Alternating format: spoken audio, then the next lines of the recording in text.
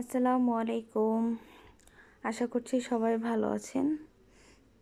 আজকে সকাল থেকে বৃষ্টি ছিল, যার কারণে আজকের দিনটাতে একটু খিচুড়ি খেতে ইচ্ছা করলো। এর জন্য যেমন চাওয়া তেমন কর্ম। তো আমি এখানে চাল ডাল ধুয়ে নিয়েছি এবং তার মাঝে পেঁয়াজ এবং কাঁচামরিচ কেটে দিলাম।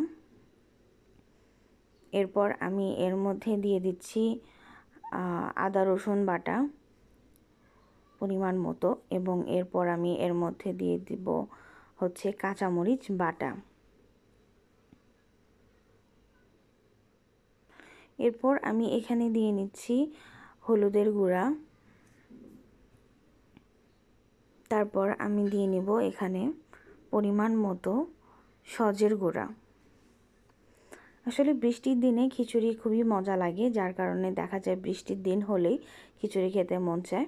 তো এখন আমি দিয়ে দিচ্ছি এর মধ্যে সামান্য পরিমাণ মরিচের গুঁড়া। যেহেতু কাঁচামরিচ বাটা এবং আমান ব্যবহার করেছি, তাই মরিচের গুঁড়া সামান্য পরিমাণ দিলাম। এখন আমি দিয়ে দিচ্ছি পরিমাণ মতো লবণ। লবণটা আপনারা স্বাদ মতো দিয়ে নেবেন, কারণ লবণ এমন একটা জিনিস যে বেশি হলেও ভালো লাগে না এবং কম হলেও ভালো লাগে না। এখন আমি দিয়ে দিলাম এর মধ্যে তেল।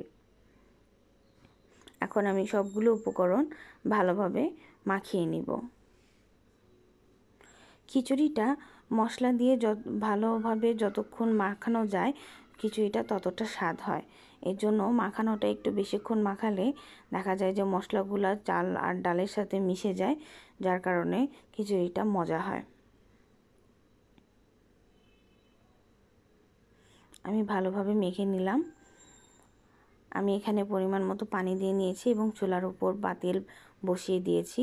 এখানে আমি দারচিনি, এলাচ এবং তেজপাতা দিয়ে নিলাম। এখানে বলক উঠে গেছে এবং আমি আরেক চুলায় মাংস তুলে দিয়েছি। যেহেতু খিচুড়ি রান্না হচ্ছে, তাই মাংস ছাড়া তো খিচুড়ি মজাটাই মিলবে না। এই তো আমার খিচুড়ি কমপ্লিট, খিচুড়ি রান্না হয়ে গেছে।